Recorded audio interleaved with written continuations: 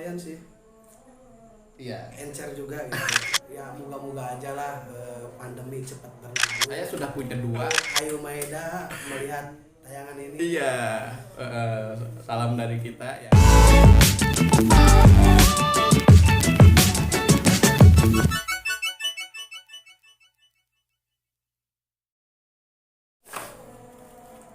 Halo semua, jumpa lagi di Ajay Art Education. Dan kali ini, malam ini spesial sekali.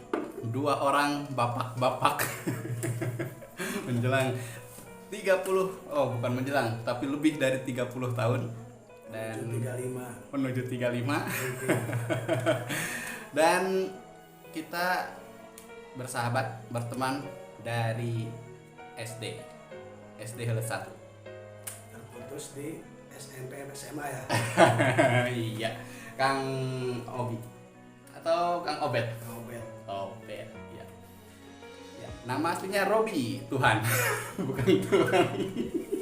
Ya menurut artinya ya itu Tuhan, tapi ya gimana? Benar. Apa kabar Kang? Alhamdulillah. Iya. Jadi saya sama Kang Obet ini kelas 1 sampai kelas 6 ya. 1 sampai kelas 6 bareng. Bareng. Bahkan ya trio 1, 3 ya. Iya. Ibaratnya ya lumayan sih. Iya. Encer juga gitu. Abang ini selalu ranking 1, kalau saya 3 gitu. Iya. Dan kita juga trio juga dari rumah ya, rumah bertetangga, saling, kalau bahasa Sundana saling nyamper gitu ya, saling nyamper. Robi sama Eka, terus terakhir nyamper saya gitu. Jadi terus menuju ke sekolah. Dan saat itu nggak mengenal yang namanya naik motor, kita jalan kaki. Gadget gak ada. Gadget nggak ada. Kayak zaman sekarang mungkin ya. Ya gitu. Bahkan uang bekal juga masih berapa lah gitu. Saya kelas 1 SD 300 perak.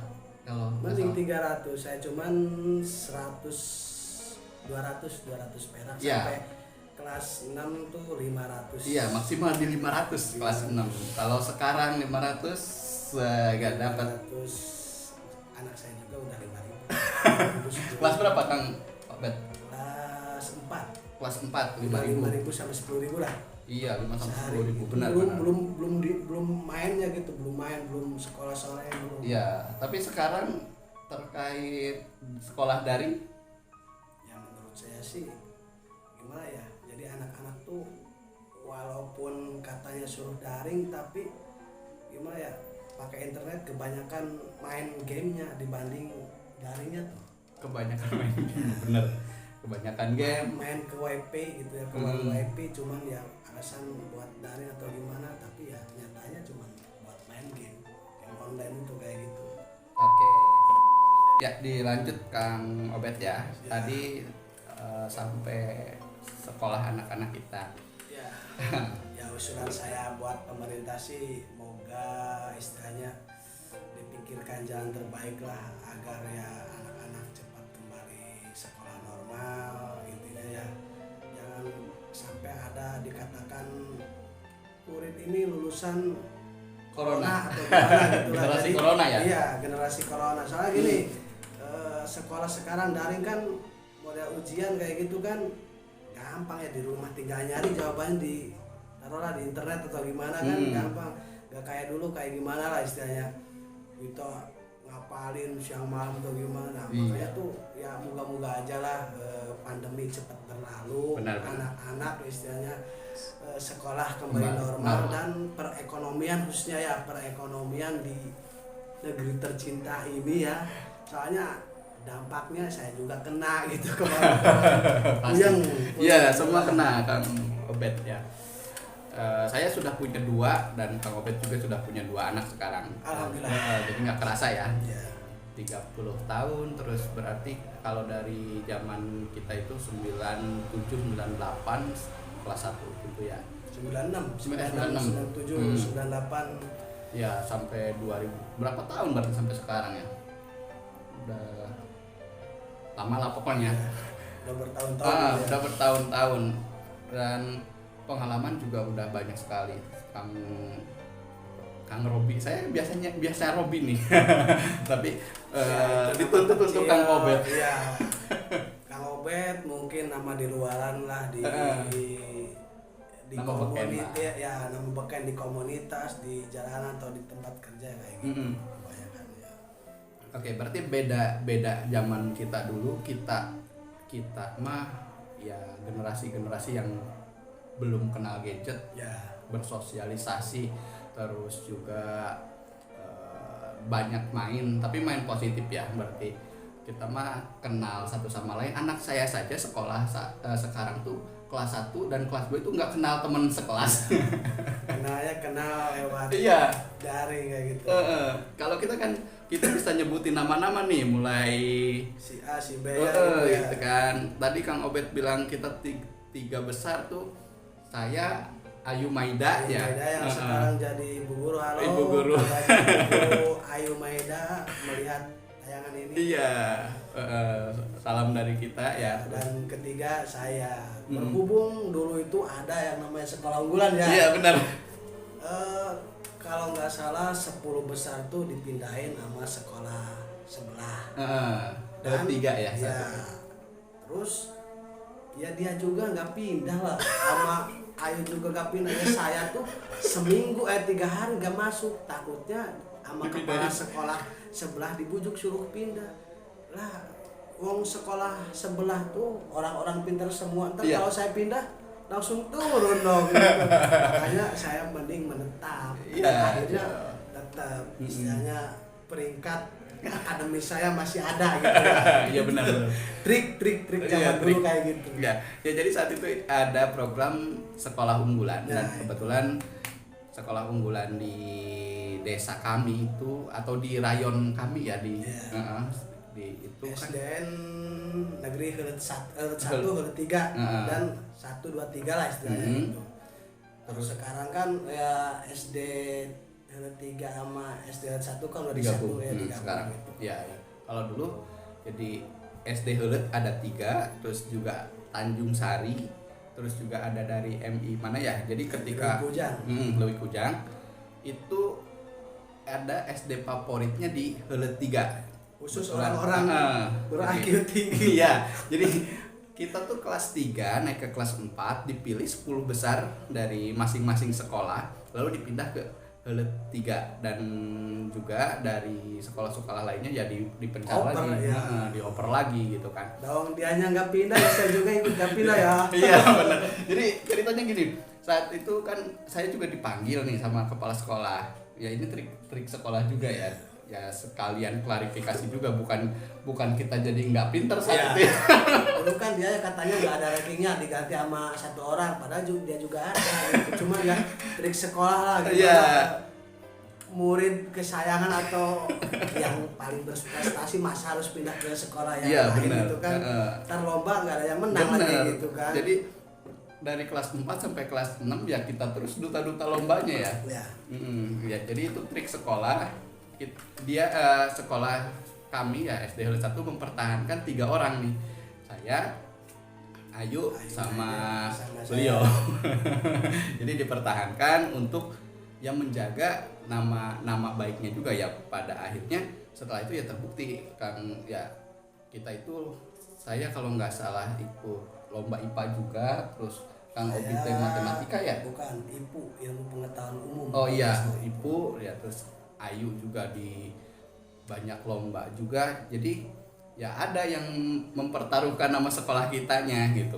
Kalau misalkan dipindah semua, ya mohon maaf, berarti kan nanti di sekolah kitanya yang jeblok semua. Bukan yang jeblok, intinya ya nggak ada juara lah gitu. Iya, ya pasti kalau itu udah bisa dipastikan Heuleut 3 terus yang jadi juara kan. Makanya ada trik-trik. Ternyata di SD Negeri Heuleut 2 juga sama.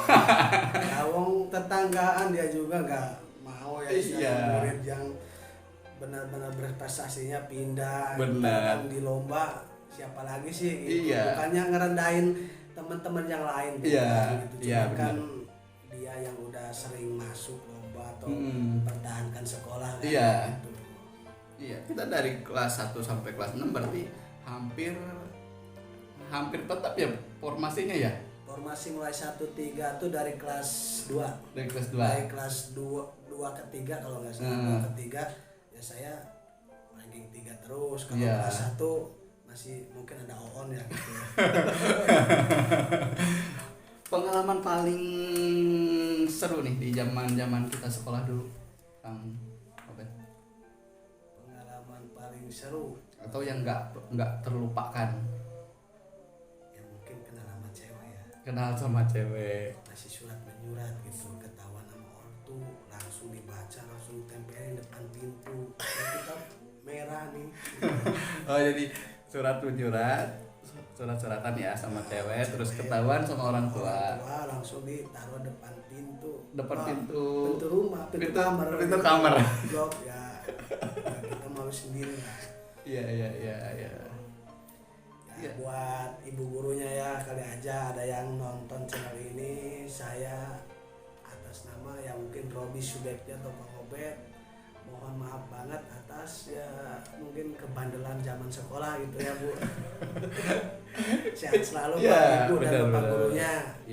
Ya hormat selalu dari kami ya. Gak ada mantan guru tetap sampai kapanpun Ibu Bapak guru. Iya. Berarti tadi sempat disinggung juga nih kenakalan yang paling nakal, paling inget apa tuh? Yang paling nakal Ya, kayaknya saya nggak begitu nakal kan. Oh nggak begitu. Aktif tapi aktif gak nakal gitu. Iya benar. Saya tuh paling inget itu ya, salah satu yang paling ingat ketika dulu itu ada yang namanya entah vaksinasi atau imunisasi ya, yang di sekolah itu yang dikenal istilah sudat. Sudat di sini sampai sana dan terakhir ambil darahnya tuh waktu kelas 6 kalau nggak salah. Kelas 6. Periksa darah. Iya.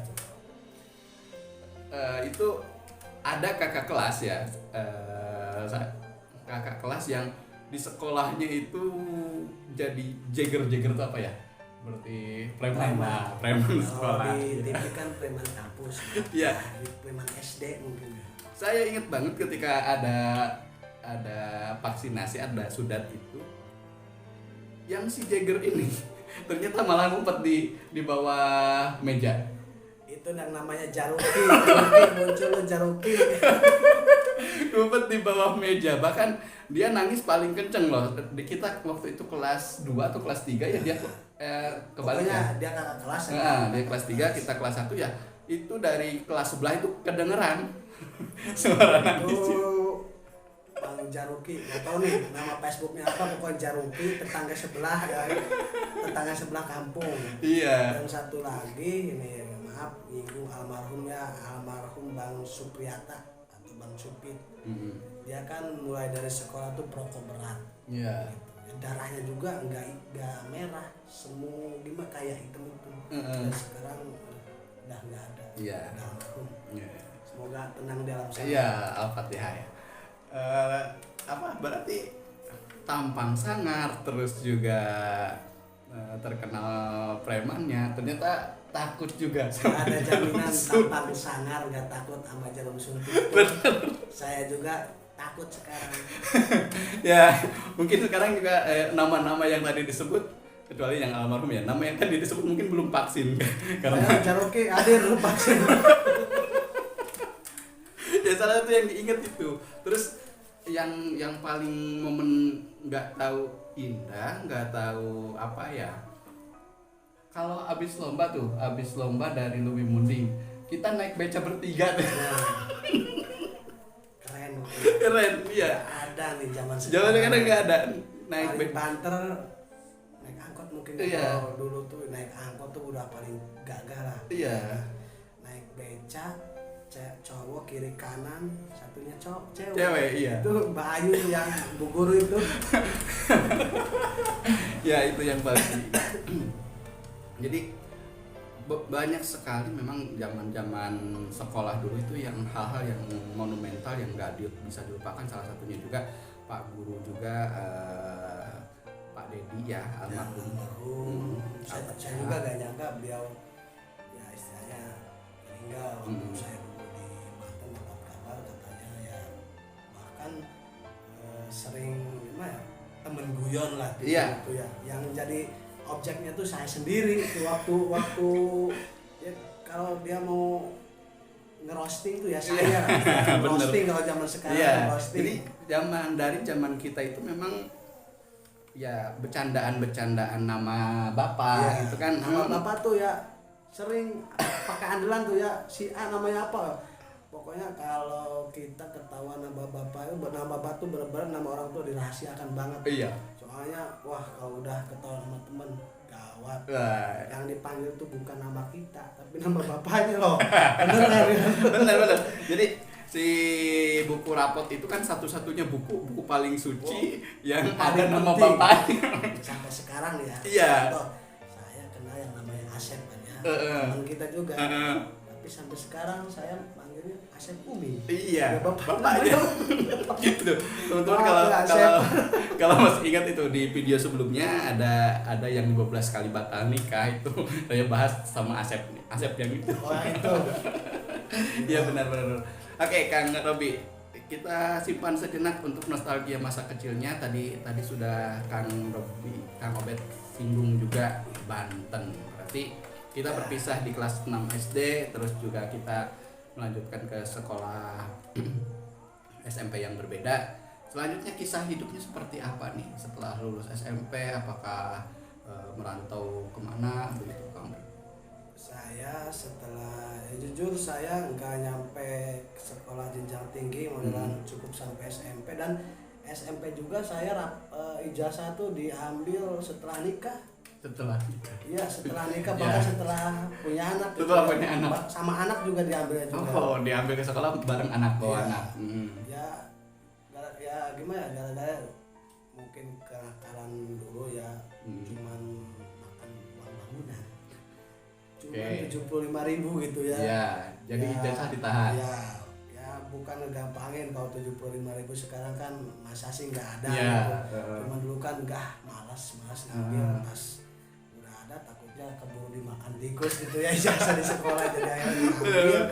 Jadi ijazah pun sampai ditinggal di sekolah sampai nikah kurang sampai lebih 12 tahun. 12 tahun. Lebih 10 tahun lah. Mhm.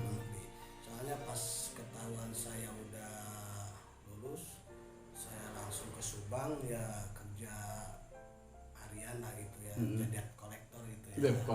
Debt collector kaos gitu. Debt collector kaos. Cicengdai, halo buat para kreditan ya, kredit Majalengka ya, salam sukses selalu buat bosnya. Jangan rewel-rewel sama anak buah. Iya, kalau saya agak loncat dari masalah ijazah tadi ya. Kalau kreditan itu biasanya sistemnya persentase. Kalau dulu tuh saya masih zamannya 7-8%. Bayangin istilahnya. Ya. Pas gimana ya? Dulu tuh nagihan pas udah lewat dari Subang saya ke Kerawang, nagihan di Kerawang kontrakan. Nagihnya ke Bekasi, bayangin.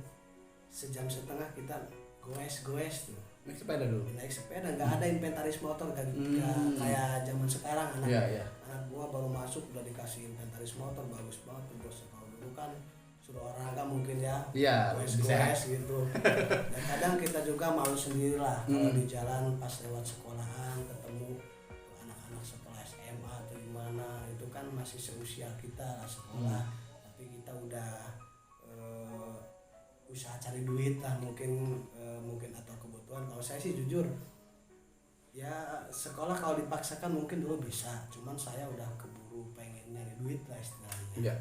Udah keburu pengen nyari duit, jadi loncat ke Subang kurang lebih setahun setengah, lanjut ke Kerawang, dan di Kerawang juga mungkin berapa tahun ya, kayak 2 tahun, terus ke daerah Banten. Di Banten lama, nyampe 8 tahun. Kalau di Banten beda lagi kerjaannya, jualan pakaian. Oke.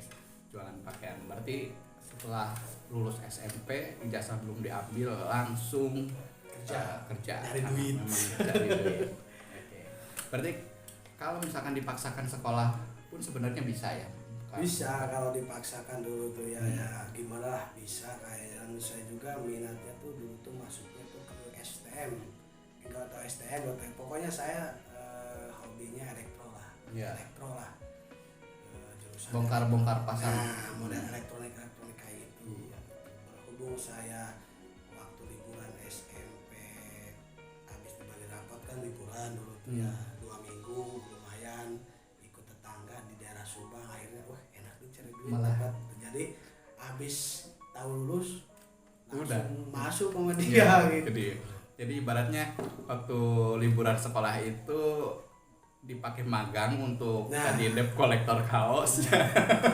Kredit Iya, terus tiba-tiba malahan seneng gitu kan, malahan kok nyaman jadi karyawan tetap lah. Bener. dapat satu lapangan lagi. Halo Satu buat orang lapangan. Subang. Iya. Oke, berarti udah beberapa kota lah itu untuk kreditan ini dengan tadi sistemnya kalau dulu 7 sampai 8%. Kalau sekarang tuh paling minim kalau nggak salah tuh 10%, paling tinggi sampai 15%, bahkan plus bonus tuh mulai dari 12% atau gimana. Tuh omset juga udah gede-gede sekarang. Iya. Dulu tuh maaf ya 2 juta per minggu tuh udah paling gede loh. 2 juta per minggu. Sekarang tuh omset 2 juta tuh udah paling mungkin Minim. di bawah gitu. Sekarang udah 5 juta bahkan yang 6 juta lebih Iya. juga ada lah. Oke. Udah pada Ya.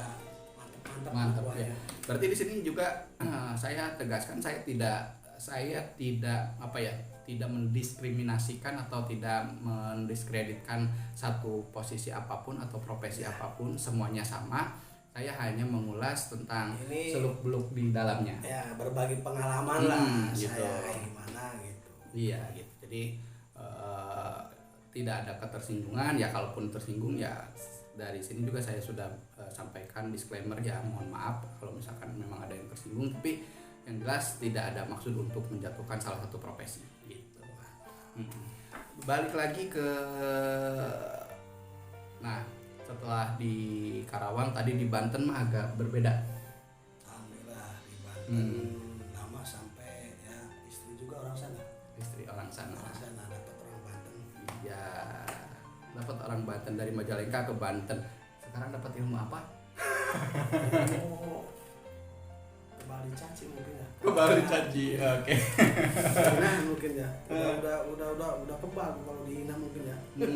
Ya. Cara kan saya sekarang posisi supir lah gitu. Oke. Kadang supir tuh dipandang sebelah mata, supir sama istri juga kadang ngomong, wah supir mah mampir di warung-warung kayak gitu, apalah, gak semuanya supir kayak gitu mas. Oke. Nah, ini udah disinggung pekerjaan sekarang. Oke. Di Banten lama tadi jualan pakaian.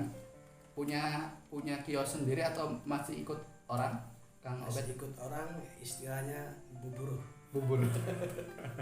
Ya, sama, karena sehebat apapun, setinggi apapun jabatan seseorang, selama masih kerja di orang tetap bubur. Kuli. Iya, kuli tetap gitu. Kuli negara juga ada yang ya. Berarti ketemu pasangan juga di Banten. Ketemu pasangan di Banten gara-gara salah nomor mas. Salah nomor. Ya, bukan salah nomor sih. Dulu teman saya SMS-an, belum ada WA loh, belum ada WA, belum ada paket data ya. Belum masih ada paket SMS. data. Iya. SMS pakai HP istri. Saya save nomornya, halo di tengah malam nggak dijawab, lain lagi. Terus ya makin dekat ya ketemuan, ya mungkin itulah jodohnya. Dan ada satu yang paling seru tuh pas waktu ijab kabul. Kenapa tuh? Perbedaan bahasa mungkin ya, perbedaan bahasa antara Majalengka dan Banten. Sama-sama Sunda tapi lain lagi artinya kan. Oh iya. Ya cuman satu ya. Satu kalimat. Pas ijab kabul saya hampir ketiga kalinya hampir diceburin atau gimana ya. Iya. Ya alhamdulillah, cuman gini kan ya kalau bahasa Indonesia ya. Abdi nabi Iya. karena ya itu kan di Banten kurat tarima gitu lah pokoknya. Iya. Terus saya usul sama Penghulunya. penghulunya gitu ya, minta bahasanya bahasa saya yang penting artinya ke sana. Kalaupun bahasa Arab saya nggak ngerti, ya udah pas pakai bahasa Majalengka ya alhamdulillah sah gitu. Oh ya, jadi awalnya malah diminta bahasa sana. dua kali Saya gagal. nawar. Nawar. Bisa nawar lo, bisa nawar. Iya, kalau bahasa Arab Ya mungkin nggak bisa. nggak paham saya juga bukan kita ya. pesantren gitu ya. Hmm. Maaf gitu. Nggak bisa gitu jadi. Ya, karena ada budaya ya atau ada tradisi ketika 3 kali tidak bisa ijab kabul, tidak bisa lancar Gagal gitu. terus gitu. Ya katanya gitu. Harus diguyur. Harus diguyur atau harus Diceburin. diceburin gitu. Tapi ya alhamdulillah mungkin belum pernah ada gitu. Iya. Ya, mungkin udah pada bisa sekarang sih ngapalin dari malam juga. Iya. Pas Kadang- waktunya juga keder gitu. Iya, kalau zaman kita ya dan tradisi di kita tuh yang nggak ada yang ditulis, tapi sekarang tuh udah boleh loh, udah ada tulisan loh, jadi tinggal baca. Kadang tinggal baca aja karena grogi nggak bener gitu bacanya, apalagi kita yang ngapalin. Kalau zaman kita kan ketika ijab kabul itu malamnya katanya harus ngapalin. Zaman ibu-ibu kita. Benar. Entah, saya juga kurang paham juga tradisi di tempatnya masing-masing ya. Kalau di saya gitu di sini di Sunda khususnya Majalengka, ya ketika ijab kabul itu ya malamnya biasanya si cowok ini, pengantin cowok ini ngapalin. jangan sampai salah. ya jangan sampai tiba-tiba pas kesebut nama mantan atau orang tuanya salah. Itu bahaya. Bahaya. Oke, singkat cerita Kang Obed nikah dan masih di Banten nih. Berarti kan Di Banten ya saya di Banten tapi istri dikirim ke sini, paketin sini. oh gitu. Iya, dikirim. Ya, berarti saat itu masih jadi ini, jadi Masih kayak jualan pakaian di pasar, tiap pasar lah kita. Oke. Ngejar tiap pasar. Pengalaman apa yang paling diingat pas jualan di pasar itu, Kang Obed? Pertama mungkin pas waktu rame ya, biasanya menjelang hari raya ya. Hmm. Hari raya istri kan belum tahu caranya saya di pasar kayak gimana. Seenggaknya kan banyak ibu-ibu, banyak tante-tante yang belanja. Kita Iya. kan tuntutan pekerjaan yang penting kita dapat duit kan, gimana ngerayu konsumen kan, customer kayak gimana. Ya mungkin ngerayunya saya kebangetan. Iya. Lewat batas ya. Iya, iya. Kadang pas dia main ke pasar ya kayak gitulah, cemburu atau gimana. Iya. Ya, saya jelasin tuntutan kerjaan supaya dapat duit kayak gimana ya. Kalau kita nggak dapat duit, kita nggak digaji. Lalu lama yang Benar. punya barang. Jadi tadi debt collector sudah, sekarang agen promosi juga ya di Agen pasar. promosi di pasar. Berarti marketing. Ya. Iya, marketing kaos lagi. Masih di dunia Iya, perkaosan, perkaosan dan perdasteran. pakaian. Ya. Gitu. Yeah, yeah.